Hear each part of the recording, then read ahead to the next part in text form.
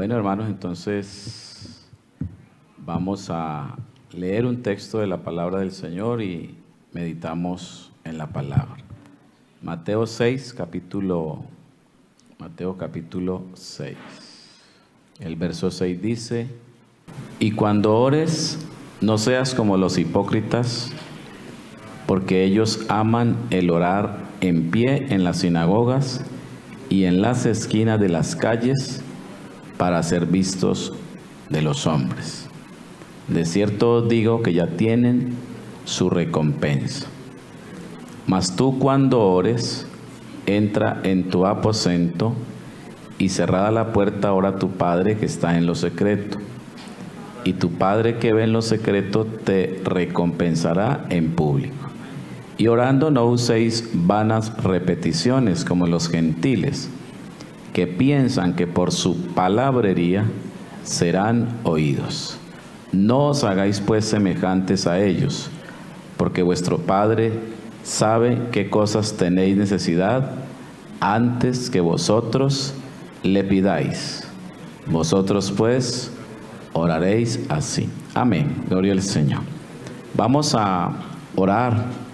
Digámosle al Señor que Él nos dé una palabra en esta tarde, que nos siga instruyendo en nuestra vida devocional, en esa vida que queremos tener con Dios, donde nos comuniquemos asertivamente con Él. Señor Jesús, gracias Padre Celestial en esta preciosa tarde. Dependemos de ti, Señor.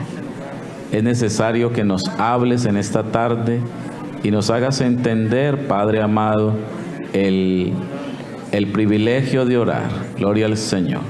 Gracias, mi Señor Jesús, por tu misericordia. Gloria al Señor. Amén, amén. Siéntense, hermanos, tengan la amabilidad. Gloria a Jesús. Bueno, hablemos hoy, podríamos decir en un sentido negativo, de los no de la oración, es decir, aquello que no debemos hacer. Recordemos que los discípulos de Jesús vieron a los discípulos de Juan que oraban y se dieron cuenta que Juan les enseñaba a orar. Entonces ellos le dijeron a Jesús: enséñanos a orar, así como Juan le enseña a sus discípulos a orar. Y parece que Jesús tomó en serio esta petición.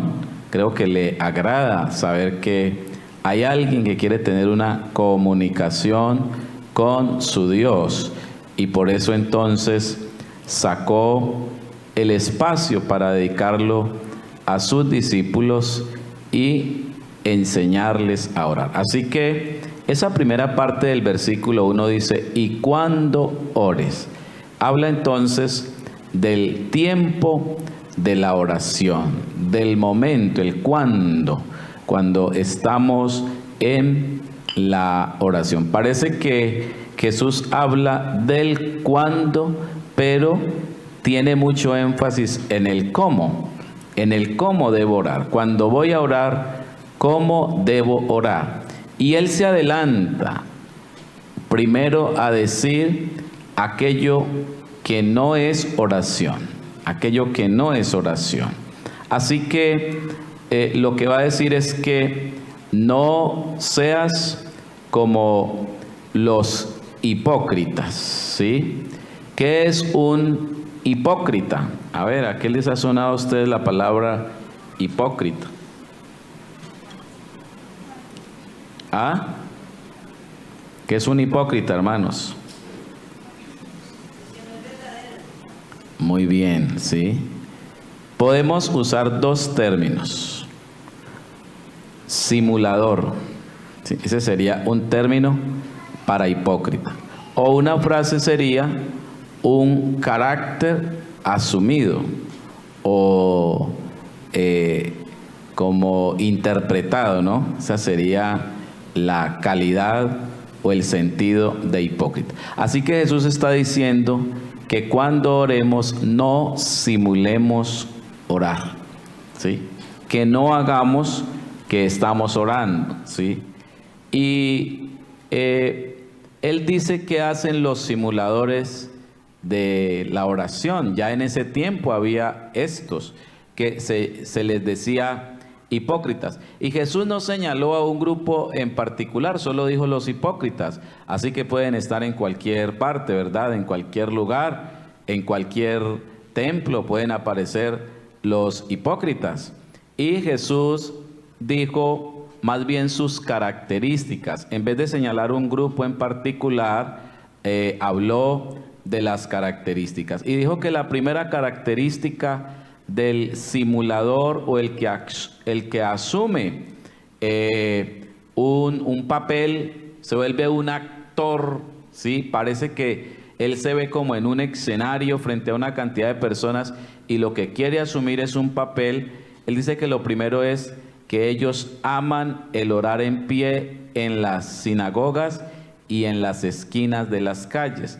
Bueno, las sinagogas era algo conocido por los del tiempo en que Jesús lo está hablando. Así que se entiende que son personas que entran a un salón. No podríamos hablar que puede darse lugar a que sea como un lugar de estos, aunque la sinagoga era más pequeña.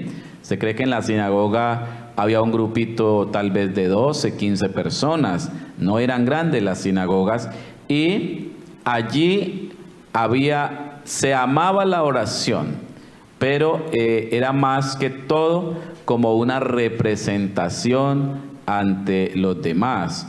No es lo mismo que uno se arrodille a orar a que uno ore de pie con otras personas. Si a usted le dicen dirija la oración, a usted le salen cantidad de palabras. Pero si a usted no le dice nadie que ore y se arrodille a orar, es seguro que hasta, ¿y ahora qué digo? Entonces, cuando estamos realmente solos, es que nos sentimos obligados, porque si uno siente que otros lo están escuchando, pues puede decir muchas cosas. De hecho, el púlpito se puede prestar para alargar las oraciones y decir mucho en la oración, pero hay que revisar que realmente sea dirigida a Dios y no se esté haciendo como porque aquí hay un poco de gente y hay que orar. Entonces me están escuchando y tengo que concentrarme en orar. Esa sería la primera característica. Así que cuidarse mucho de esa oración que se hace de pie en las sinagogas, de pie con todo el grupo, ¿sí? Que oro más porque los otros me escuchen que porque me escuche directamente el Señor. Y otro escenario serían las esquinas de las calles. Podríamos hablar de las procesiones, ¿sí? Nosotros podríamos hablar de un culto de los que hacemos también en las calles, por allí, en las esquinas. No que no se pueda orar de pie, hay que tener eso en cuenta.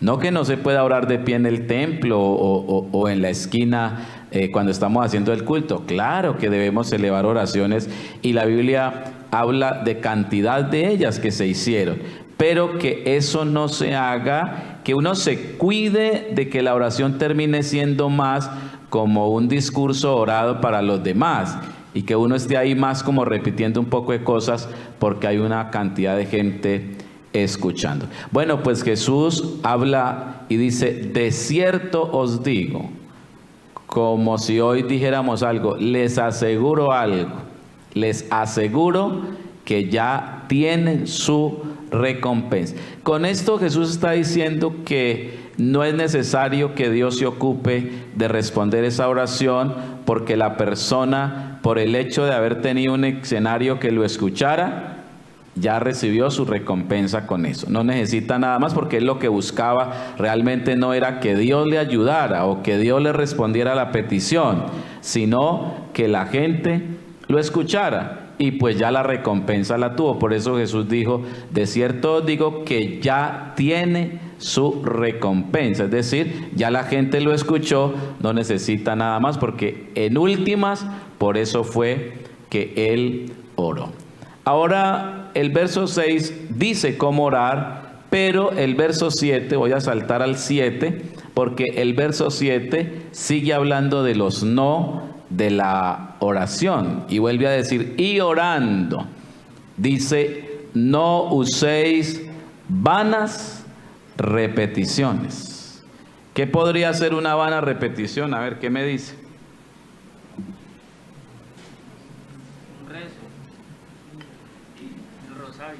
El rosario, un rezo. ¿Qué más puede ser una vana repetición?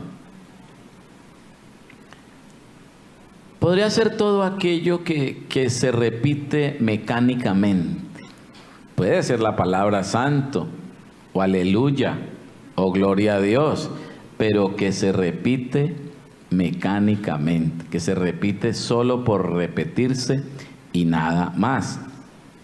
Esa sería una vana repetición. Esa palabra repetición nos aparece por aquí.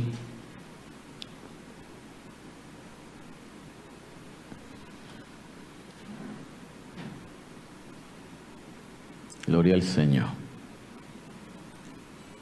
Es como parlotear.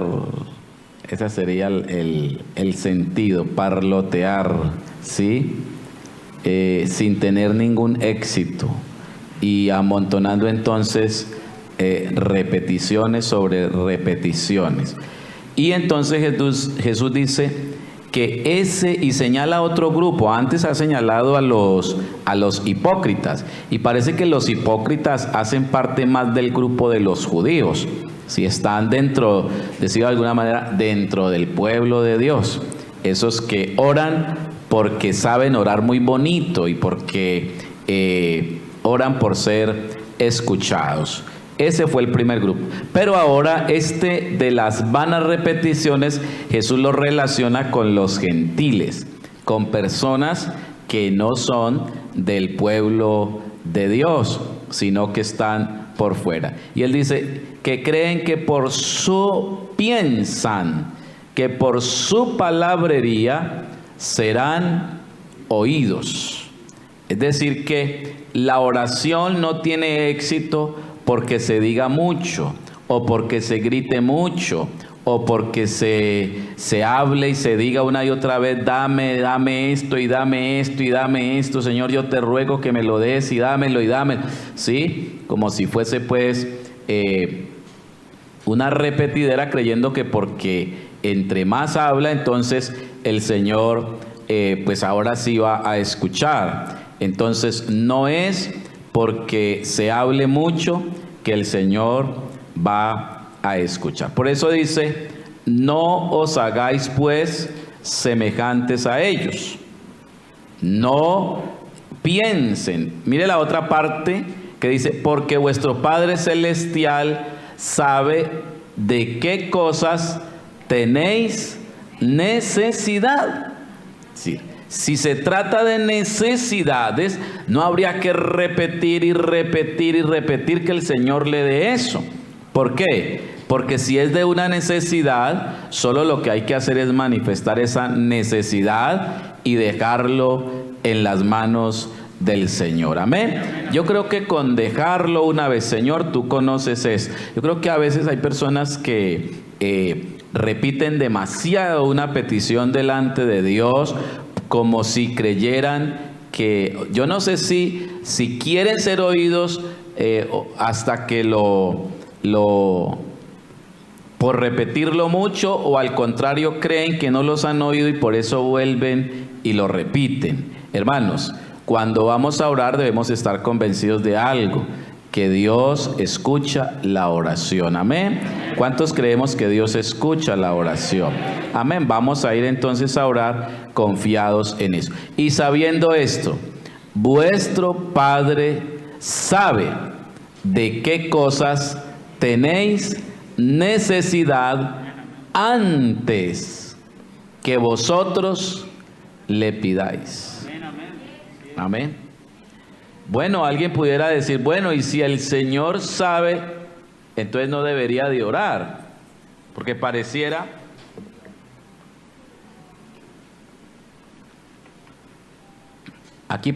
que no hubiese necesidad de orar por nuestras necesidades. Que dice, porque vuestro Padre sabe qué cosas tenéis necesidad antes que vosotros le pidáis. Bueno, no está diciendo que por el Señor saber las necesidades, nosotros no debemos orar o pedir por nuestra petición.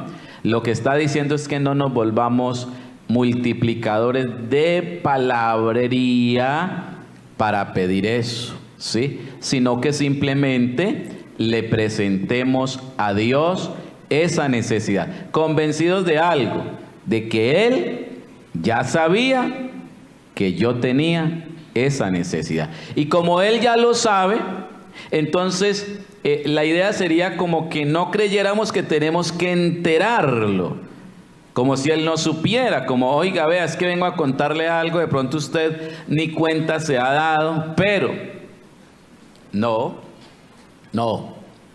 Él sabe de qué cosas tenemos necesidad. Mire cómo lo ha dicho, ni siquiera dice que Él sabe que tenemos necesidades, sino de qué cosas. ¿Qué cosas? ¿De qué cosas tenemos necesidad? Pueden ser cosas para el cuerpo, pueden ser cosas para la casa, pueden ser cosas para la familia. Cualquiera cosa de la que estemos necesitados, Dios la conoce. Amén. Ahora, la Biblia sí dice que pidamos. La Biblia lo dice y Jesús mismo enseñó a que pidiéramos. Pedid y se os dará. Lo va a decir en el Evangelio de Lucas. Pedid y se os dará. También incluso va a hablar de la insistencia en la oración. Y de hecho dice que si el Señor no le responderá a sus hijos que claman a Él día y noche. Es decir, que es válido seguir orando y presentando esa petición al Señor, pero lo que se pide es que no seamos con los gentiles que parlotean, que hacen un poco allí multiplican palabras solo por esto.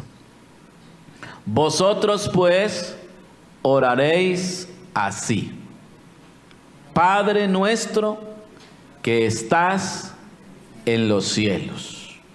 Gloria al Señor. Cuando el Señor plantea este primer momento de la oración y dice Padre nuestro, el término aquí tiene la intención de invitarnos a pensar. Incluso algunos han dicho que el término aquí es como si nos dirigiéramos de manera tierna a Él. En vez de decir papá, decir papi o decir papito. No es que en la oración lo tengamos que hacer así, sino que en el término que se dijo tiene como una ternura al orar. Es decir, que se tiene como esa confianza, como cuando el niño llega donde el papá, el pequeñín llega donde el papá y le quiere pedir algo, y el papá incluso ya se dio cuenta que lo sabe, pero lo recibe tiernamente y le recibe su petición.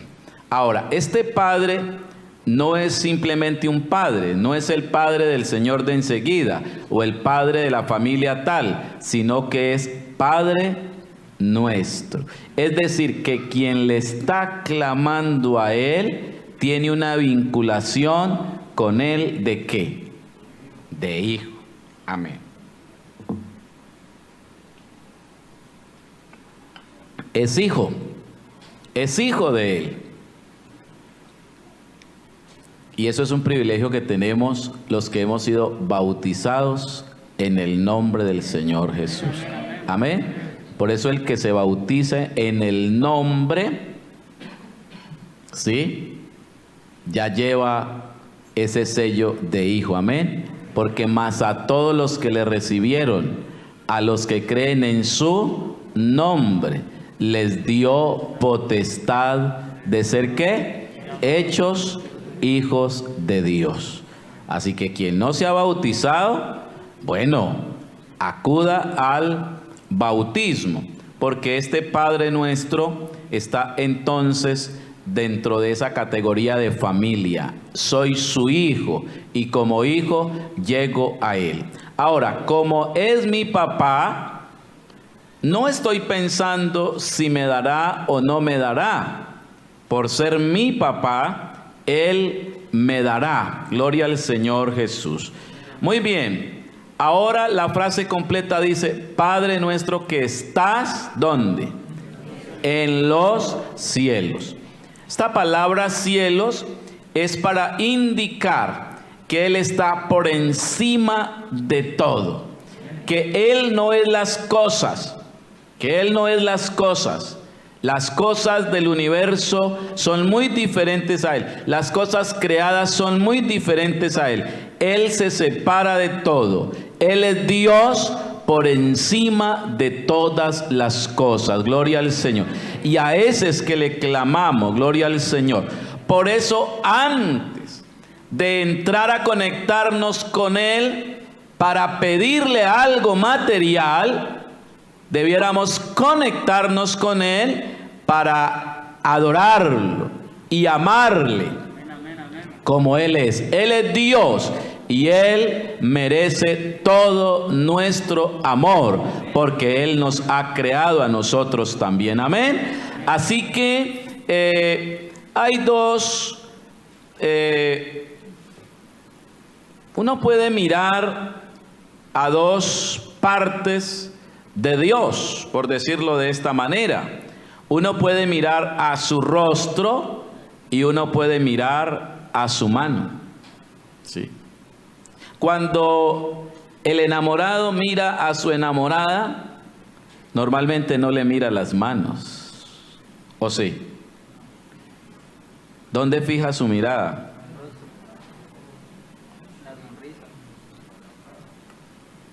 Porque es en el rostro donde se conoce la apariencia de un cuerpo.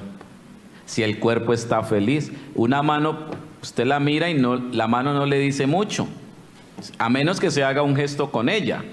Pero si la mano está por allí, no va a decir mucho. En cambio, el rostro en sí siempre dice, siempre está diciendo. Así que mirar el rostro de Dios, la Biblia dice, mi corazón busca tu rostro. También dicen los profetas, buscad mi rostro, ¿sí? Y muchas, oh Jehová, de mañana te buscaré. Y lo que se busca de Dios en primera instancia no es la mano, sino el rostro.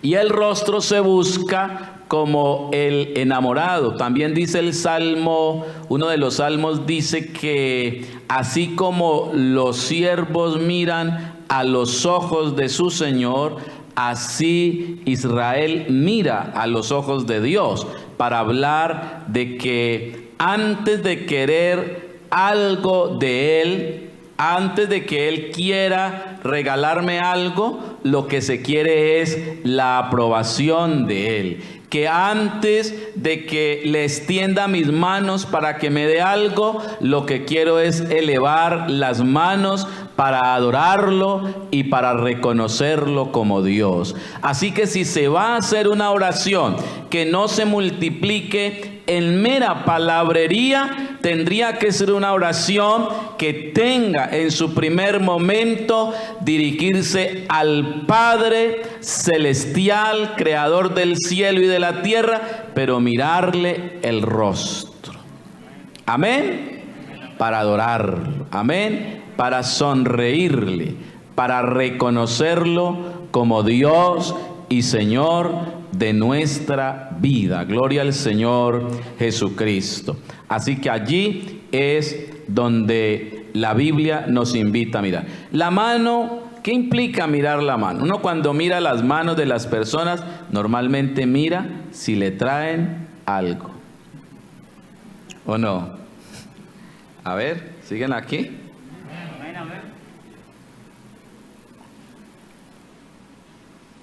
Si uno llega a la casa y le miran las manos, ya sabe que las personas que estaba allí estaba esperando. No trajo esto, no trajo aquello. ¿Por qué viene con las manos vacías?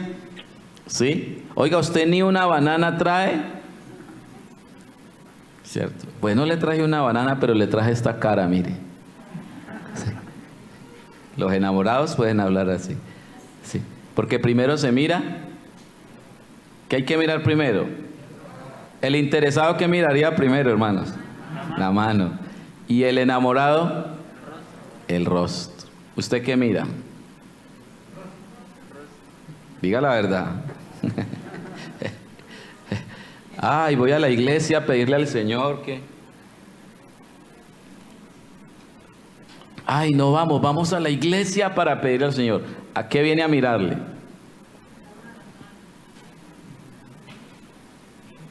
Vuestro Padre Celestial sabe. Cálmese.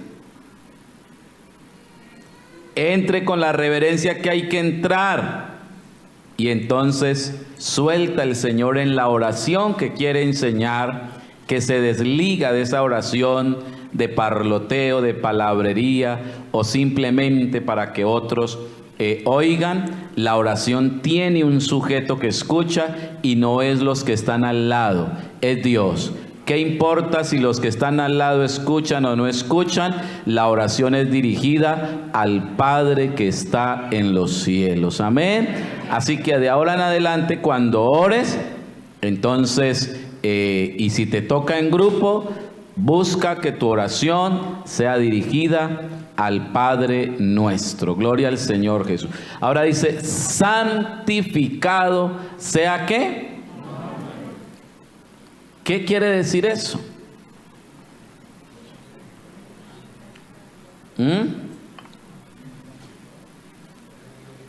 ¿Qué es santificado? A ver.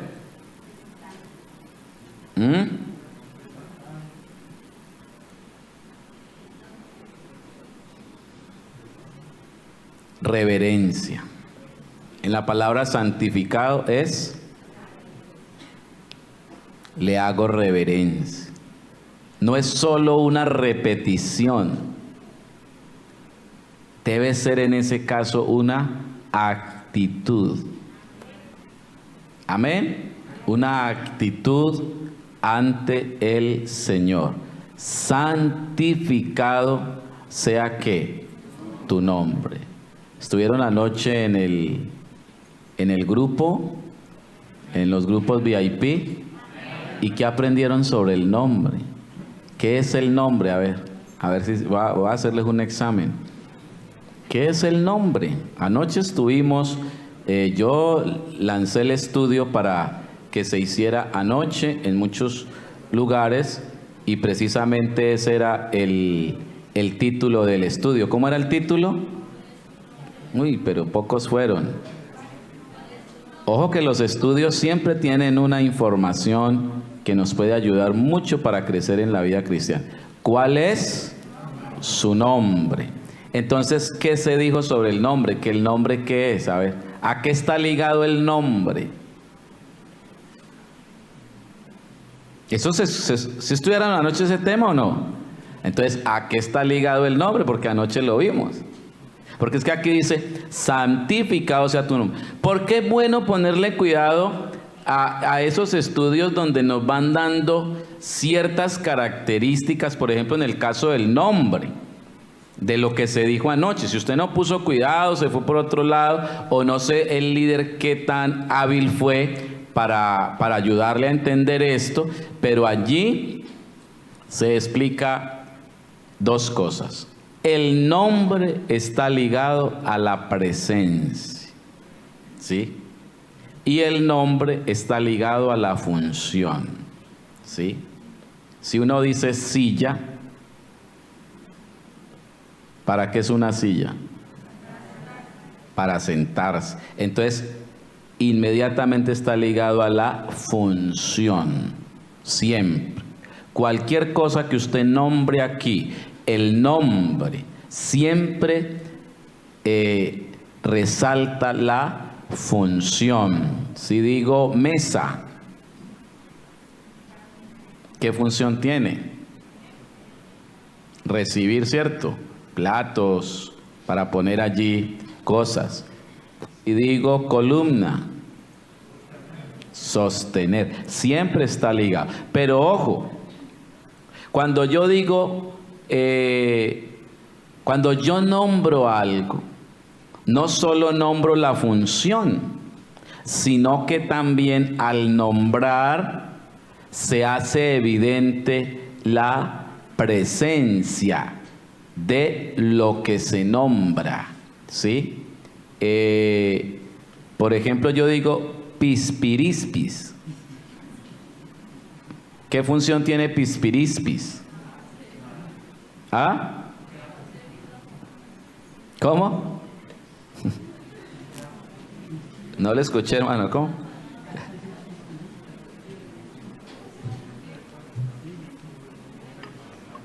Recuerden que los pispirispis era algo que estaba cazando una persona en un cuento, ¿no se acuerdan? Que llegó el otro y dijo, ¿qué está haciendo aquí cazando, cazando pispirispis? Dijo, sí. ¿Y pero qué son los pispirispis? Y él dijo, no sé porque no he encontrado el primero.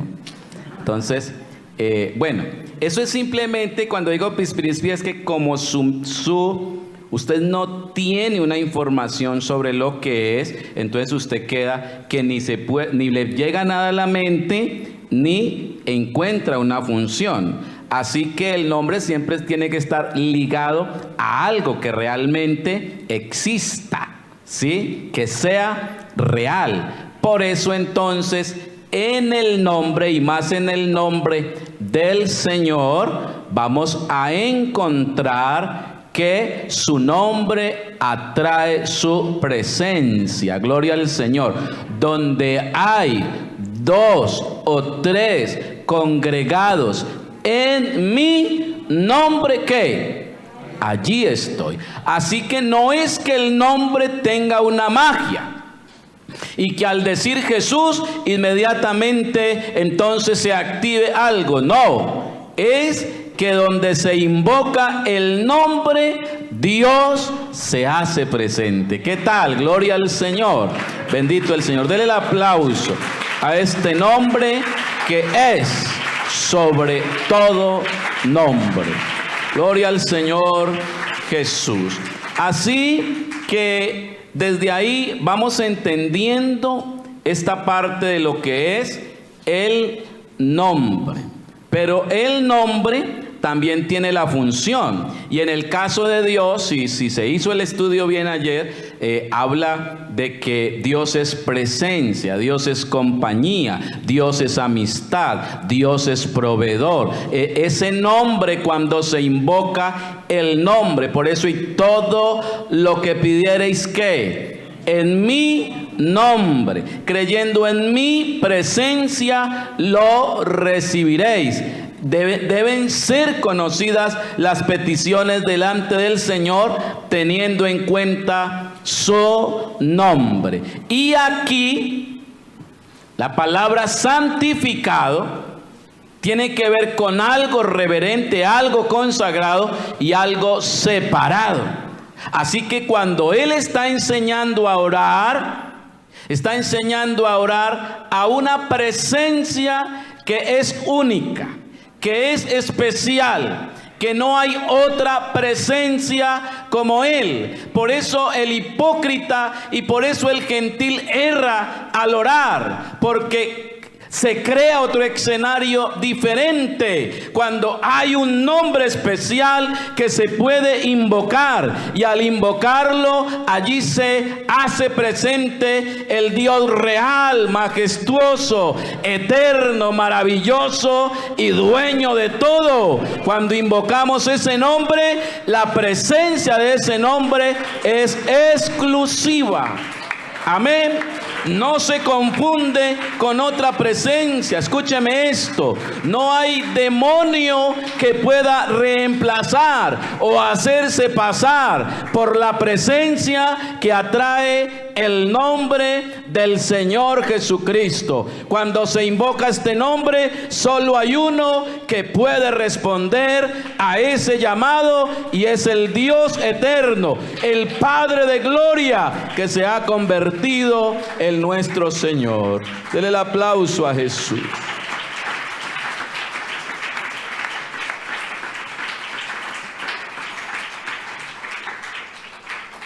Cuando Moisés, volviendo al estudio de ayer, cuando a Moisés le preguntaron o él quiso, porque él dijo, bueno, y si me preguntan allá cuando llegue a decirles que usted los mandó a salir de Egipto, si me pregunta que quién me mandó, ¿qué les digo? Entonces él respondió, dígales que yo soy el que soy. Ese soy el que soy se escribe en el hebreo con 4 consonantes. ¿Sí? Y, H, W, H. Otra vez, ¿cómo es? Y, H, W, H. O sea que tiene 2 H's. Gloria al Señor. La H en el hebreo significa espíritu. Gloria al Señor. Ese es el tetragramatón, sí, muy bien. Ese es el tetragramatón.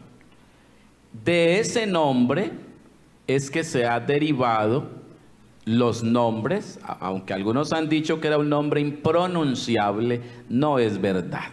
Lo que pasa es que los judíos entendieron que el nombre era tan reverente y ellos eran tan pecadores, como lo dijo Isaías: ay de mí que siendo hombre inmundo de labios. Así que al ser inmundo de labios, se podría llegar a creer que no se merecía de ninguna manera pronunciarlo. Pero no es que Dios haya prohibido pronunciarlo, no. Él ha dado su nombre. Y en nuestras Biblias, Reina Valera aparece como Jehová. Esa es una posible pronunciación del nombre, porque pues tendríamos siempre que decir ¿cómo es? YHWH. YHWH, yo me presento ante ti. YHWH. No, ¿cierto?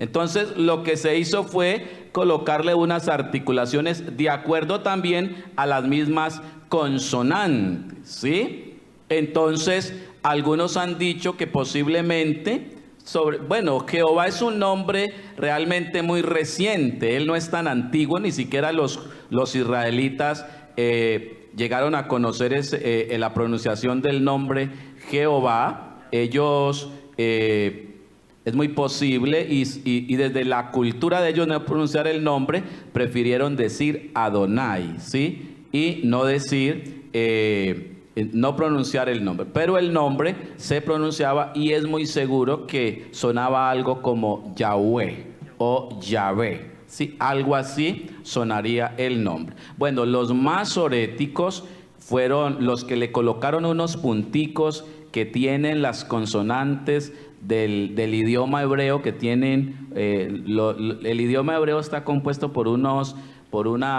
letras un poco extrañas, ¿no? Y las vocales siempre se va a encontrar que son unos punticos que están a la parte de abajo, unas rayitas, o a la parte de arriba. A eso es lo que se le llama signos masoréticos. Y a los que le colocaron esos nombres, se les llama, esos punticos, se les llama masoretas. Pero estos masoretas no son gente extraña a los judíos, sino que son de los mismos judíos, que decidieron que como había tanta ambigüedad para pronunciar y leer, prefirieron colocar unas reglas y que se supiera cómo leer. Y de allí sale que el nombre Jehová. Bueno, algunos han salido diciendo que no se puede decir Jehová y que si yo canto quién como Jehová, entonces yo estoy raro y estoy diciendo algo extraño. Incluso algunos se han atrevido a decir que Jehová es un nombre, que es un nombre de un demonio. Hermanos, puros cuentos. Hay gente que se inventa un poco de cosas, no sé de dónde se las saca, pero realmente Jehová es un acercamiento a la pronunciación del nombre. Lo mismo que Yahvé, también es un acercamiento a la pronunciación del nombre. Pero como ellos no lo volvieron a pronunciar, entonces parece que su pronunciación original quedó de alguna manera, por decirlo así, perdida. Pero estos son los acercamientos con los que se tiene a Dios. Ahora, este nombre Jehová incluso puede sonar en el hebreo también como Yeshua. Sobre todo se puede entender desde el libro de Josué, Yeshua. De hecho, los mesiánicos judíos, que son colombianos, ecuatorianos, venezolanos, tirándosela de judíos, ¿cierto? Pero son simplemente colombianos. Ellos entonces van a decir que el nombre se pronuncia es Yeshua.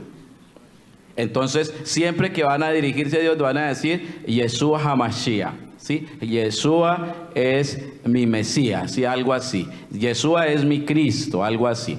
Pero el Yeshua también es simplemente un acercamiento desde un idioma. Lo cierto es que en este nombre, para los israelitas, pues este era el nombre que Dios dio a conocer. Pero ojo, cuando se pasa a la revelación del nombre en el Nuevo Testamento, realmente no cambia mucho. Es decir, que no es que en el Antiguo se haya dicho un nombre y en el Nuevo se haya dicho otro. Prácticamente, si nos quedamos con la pronunciación Jehová, que es la que nosotros los pentecostales siempre pronunciamos, nosotros nunca nos hemos acostumbrado a pronunciar Yahvé. Hermanos, parece extraño que alguien nos vaya a decir Yahvé, porque Yahvé, eso es católico. No, realmente es una manera de pronunciar. Quedándonos con la pronunciación Jehová como nombre revelado, tenemos que decir que Jesús, ojo, Jehová sería un nombre en hebreo y Jesús sería un nombre en griego, Jesús, ¿sí? Jesús, ¿sí?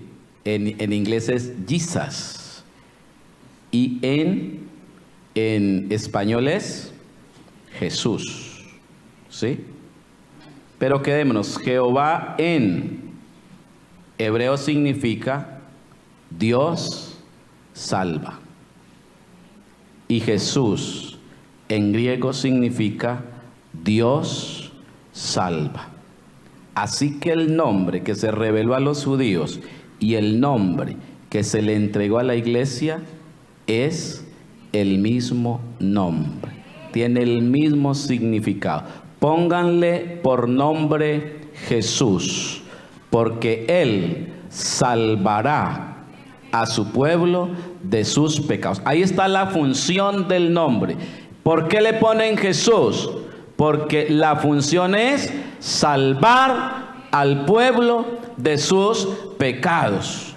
Hay dos nombres muy parecidos en el Antiguo Testamento, o tres tal vez pudiéramos hablar: Moisés, Oseas, Josué. Son nombres que son de la misma raíz y todos tienen la implicación de salvar. Solo que en el caso de Moisés no es el que salva, sino el que es salvado ¿de qué? De las aguas. Pero en el caso de Josué, que Josué no se llamaba Josué. ¿Cómo se llamaba Josué? No.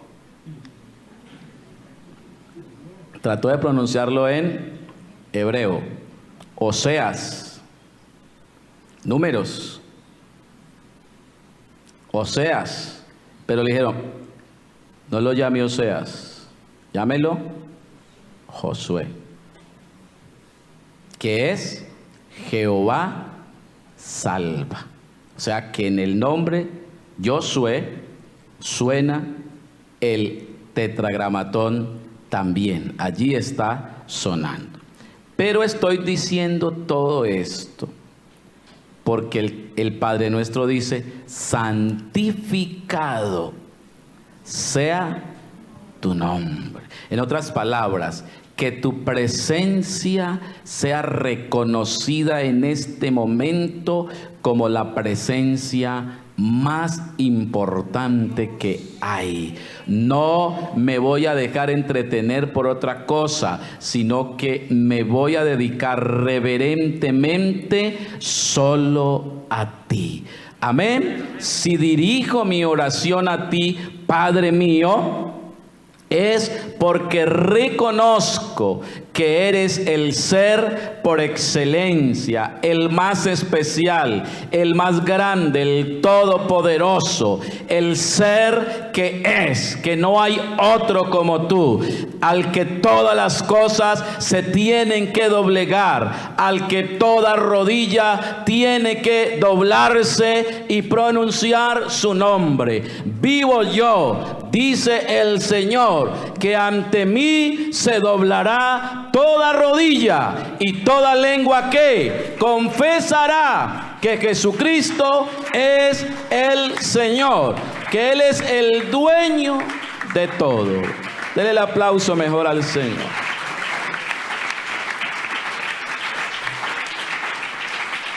Así que es una oración de mucha confianza porque me dirijo al Padre, pero de mucha reverencia porque su presencia es consagrada. Ojo, el Dios de Israel, hablando en el Antiguo Testamento, y el Dios de la iglesia en el Nuevo Testamento es el Dios santo. Dos amenes. Es el Dios santo. Él es santo. ¿Qué quiere decir que es santo? Que es separado, que está cortado. Incluso la palabra suena a cortado. Y cortado es, separado es, que está desligado de todo. Los politeístas lo confundieron con la naturaleza, y los naturalistas también. Los politeístas dijeron la piedra es Dios, el río es Dios, el sol es Dios, todo es Dios. Los naturalistas miraron y dijeron no, es que la naturaleza en sí es la que es Dios. Pero cuando la Biblia dice que este Dios es santo y se presenta como el santo, así lo dice el Santo de Israel, lo que está diciendo es el que se identifica y se separa de todo, que no es comparable con nada. Por eso no te harás imagen ni ninguna semejanza de este Dios, no lo compararás con nada, porque no hay nada que lo pueda contener o que lo pueda representar. Por eso rechazamos al orar ubicarnos frente a una imagen o frente a un ídolo o incluso frente a otro santo, porque la Iglesia Católica incluso inventó cantidad de santos y a ellos también claman. No, solo hay un nombre que debe ser santificado en la oración, y es el nombre del Dios Todopoderoso.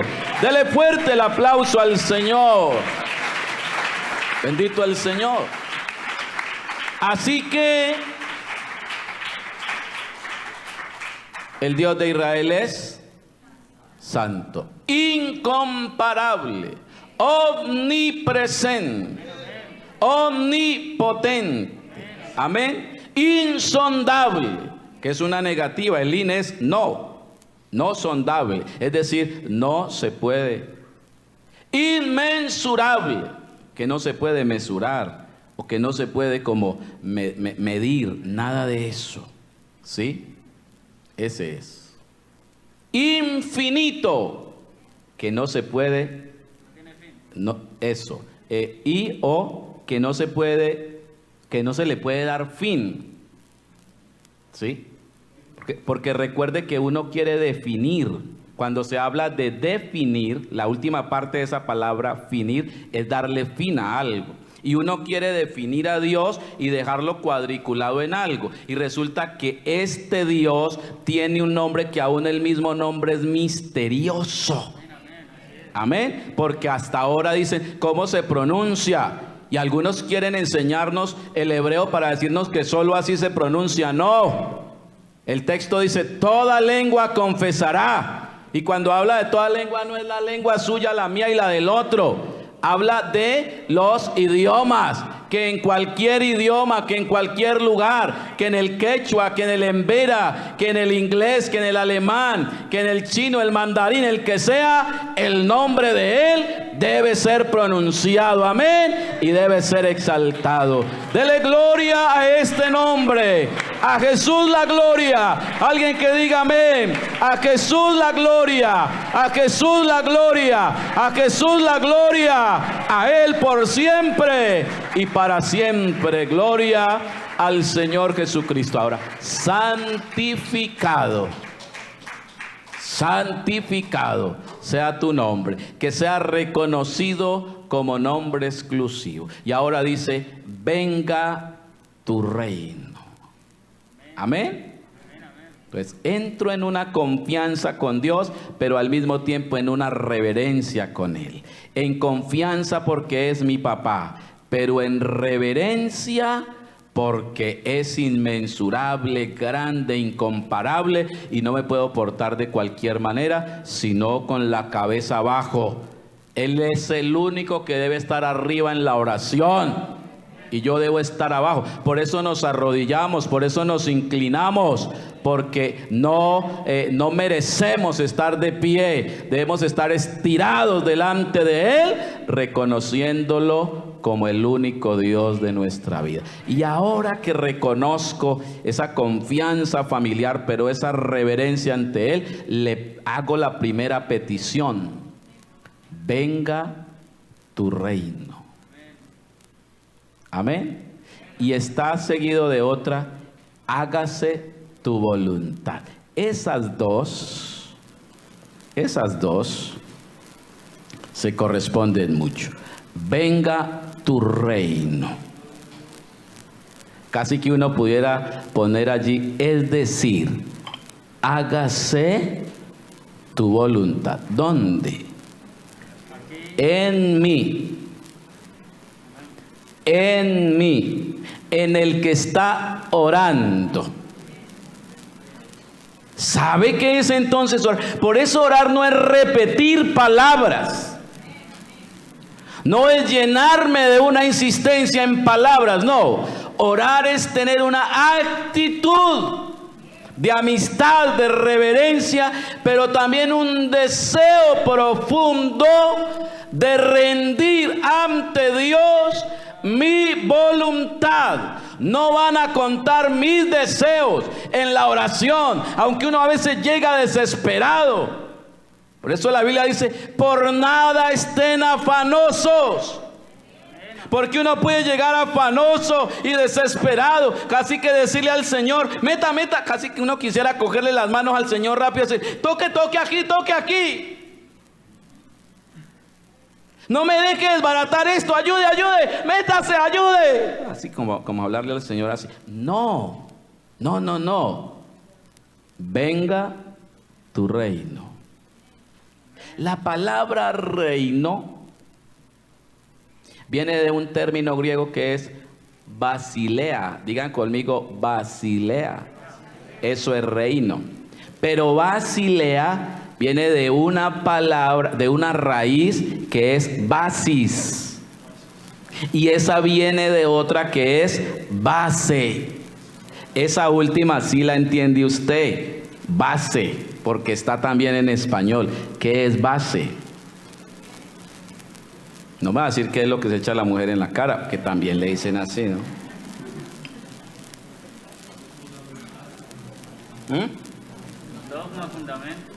¿Qué es la base? A ver. El sustento de algo. Muy bien. Entonces cuando dice, venga tu base, no la mía, porque uno quiere hacer parar a Dios en la oración en lo mío, en mi base, y no es Dios el que debe comportarse como yo quiero. La oración tiene en primera medida rendir mi voluntad ante Él. No es Dios el que tiene que ceder a mis caprichos, soy yo el que tengo que ceder a las órdenes maravillosas de Él. No sé si me están entendiendo, pero esa es la oración. Dele fuerte alabanza al Señor. Venga tu reino. Jehová estableció en los cielos su trono y su reino domina sobre todo. Él es el que domina. Él es el que tiene el control. Pero sabe, somos nosotros los seres humanos que cuando se nos viene el mundo encima nos asustamos, nos entristecemos, lloramos, nos deprimimos y ya no tenemos control de nada. Vemos el futuro oscuro, lo vemos incierto, por eso lloramos, nos desesperamos, corremos de un lado para otro. Entonces viene Jesús a decir, necesitas orar, necesitas una base sólida. Ya no la tienes en tu vida. Dios todavía conserva la base de su reino. ¿Qué tal si le dices a Él, venga tu reino a mi vida? Aleluya. Orar no es articular palabras. Orar no es decir un poco de cosas y irme otra vez. No. Orar es desear que en mi desbordada voluntad reine solo la voluntad de Dios. Escuche esto. Cuando Dios nos creó, recuerden que Dios es soberano. Amén. Eso quiere decir que Él está por encima de todo y solo se hace lo que Él diga. Nada más. Pero cuando Dios nos creó, nos hizo a su imagen y ¿qué? Semejanza. Al hacernos a su imagen y semejanza, nos dotó de una pequeña dosis de esa soberanía, por decirlo de alguna manera. A eso no se le llama pequeña dosis de soberanía, se le ha llamado en nosotros libre albedrío, o con la voluntad, que ese sería libre albedrío, voluntad para decidir por dónde quiero ir. Entonces, claro, si Dios es soberano, pero crea un hombre con una voluntad de hacer lo que quiera, quiere decir que Dios renuncia a la soberanía de Él, de alguna manera, en cierta manera, no en su totalidad, pero de cierta manera renuncia a ella en cuanto a la decisión que yo voy a tomar. Si Él fuera soberano, simplemente me ordenaría, frente a mí me diría, ve por aquí y ya. Pero no, al darme mi capacidad de decidir, lo que hace es limitarse un poco, extraerse un poco de su voluntad. Pero Él da la palabra. O sea, no es que a ver estos locos con que van a salir, no. En su soberanía se siente en libertad de decirnos, de este árbol coma y de este no coma. De todas maneras Él da las órdenes. Pero como yo tengo una libre voluntad, ¿qué creen? ¿Ve? ¿Y usted por qué tiene que venirme a decir a mí? No, yo voy a comer. Entonces Dios le dice, eres libre, pero yo te recomiendo, no comas. Porque el día que comas, pierdes tu vida. Pero el hombre dice, pero yo puedo decir sí o no. Claro. Entonces el hombre, ¿qué? Come. Pero como el Señor es soberano, le dice, bueno, como usted comió de lo que le dije que no comiera, entonces como yo mando dentro de este pedacito que se llama Edén, entonces para afuera. Ahora usted hace lo que quiera, pero afuera. Y colocó unos querubines, ¿se acuerdan? ¿Eran querubines o serafines? Querubines. ¿Qué tenían los querubines? Que revolvían. ¿En dónde los puso? En la entrada. Y colocó la espada que se revolviera. Así que el hombre, el huerto de las delicias quedó adentro y el hombre quedó afuera. ¿Por qué lo sacaron? Vamos a seguir con los términos de voluntad. ¿Por qué lo sacaron? Porque tomó su propia decisión, y a eso es lo que se le llama ¿qué? Desobedecer al soberano. O sea, que nos hizo con la capacidad de desobedecer. Hermano, mire, esa silla no se hizo con la capacidad de desobedecer. La silla se coloca ahí, ella no dice, ya estoy cansada de estar aquí, me muevo para allá. No, ella se tiene que quedar ahí. Lo mismo este micrófono, todas estas cosas. Dios no nos hizo máquinas. Dios nos hizo con voluntad. Debemos agradecerle mucho a Dios. Por eso la adoración para Dios es tan grande, tan especial. Porque cuando un ser humano se doblega y lo adora, no lo adora porque Dios le dijo que lo adorara. Lo adora porque Él decidió que este Dios definitivamente es lo más grande y lo más especial que le ha pasado en su vida. Ese es el hombre o la mujer que adora en espíritu y en verdad. Dele mejor ese aplauso al Señor. Bendito Jesús. Hermanos, voy a terminar con esto.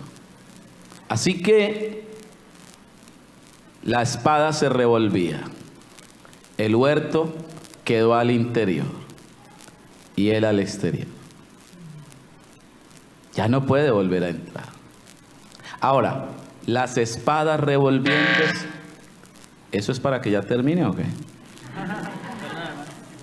Las espadas revolviéndose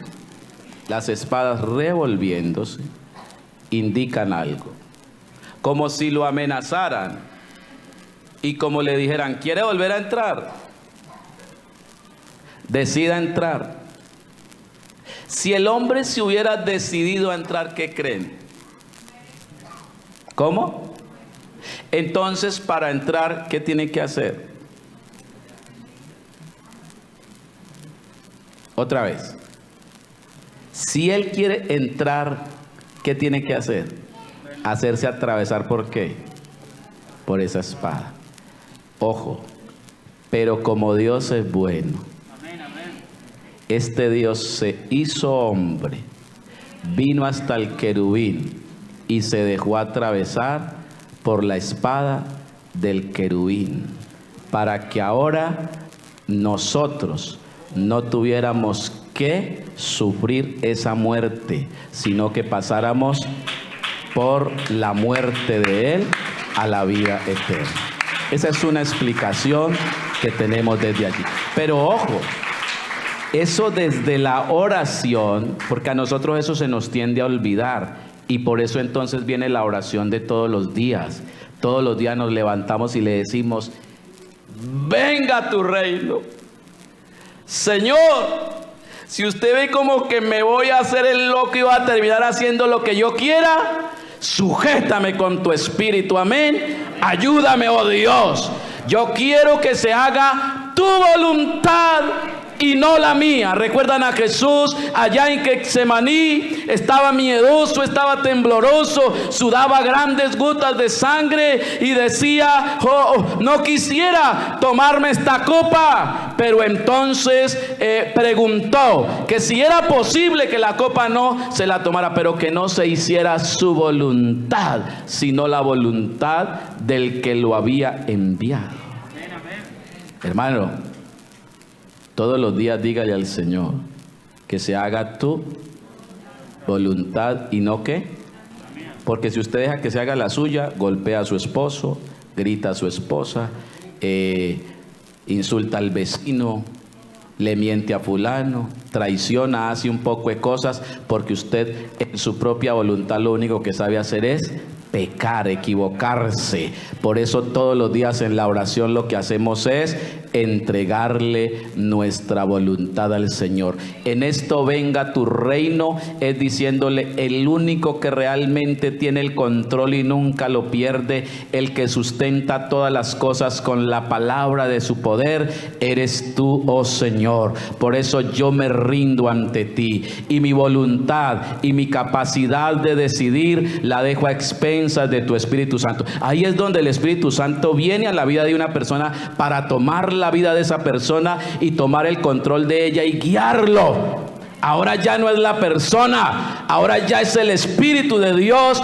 en la vida de él que le guía a toda la verdad. Por eso ore, clame a Dios, humíllese una y otra vez y dígale: rindo mi voluntad ante ti. Ya no quiero vivir yo, ahora quiero que Cristo viva en mí. Gloria al Señor Jesucristo.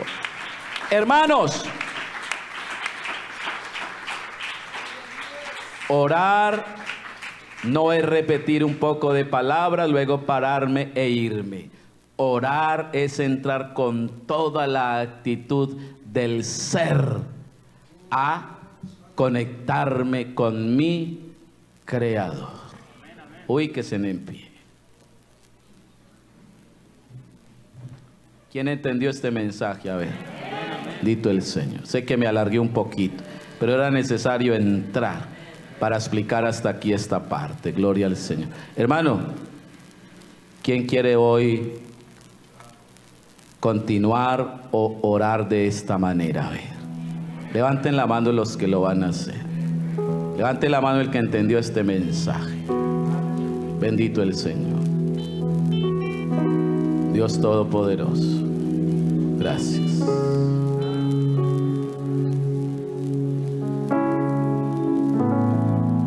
Señor, Señor, Señor, Señor. Gracias por hacernos conscientes de lo que es la oración. Quiero tu voluntad en mí, Señor. Eres mi Señor. Eres el único santo. Y yo quiero estar gozando de la santidad, porque la santidad conviene a mi casa, Señor.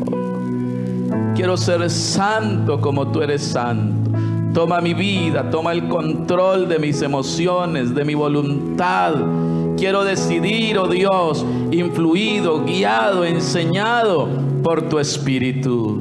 Bendice mi vida, Señor. Eres grande, eres maravilloso, eres digno de toda la alabanza. Eres mi Señor. A ti la gloria. Bendigo esta congregación y te ruego, Señor Jesucristo, que nos enseñes a orar. Haremos mención de tu nombre, creeremos en tu presencia al momento de orar y nos conectaremos directamente contigo. En el nombre de Jesús, gracias por esta palabra. Guárdanos, Señor Jesús, de regreso a nuestros hogares. Amén. Amén. La paz de Cristo, mis hermanos. Denle el aplauso al Señor.